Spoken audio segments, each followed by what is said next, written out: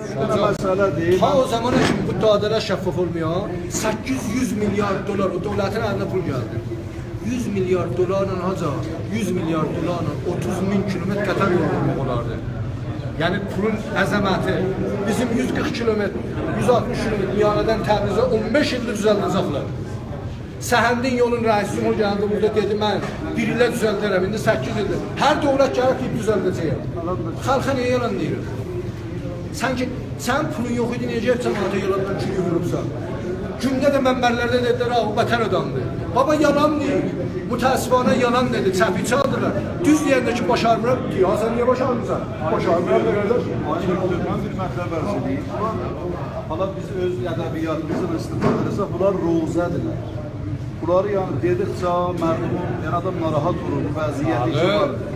Bizim nəzərimiz budur tribunun namazı budur ki, bunu nə şəraitdə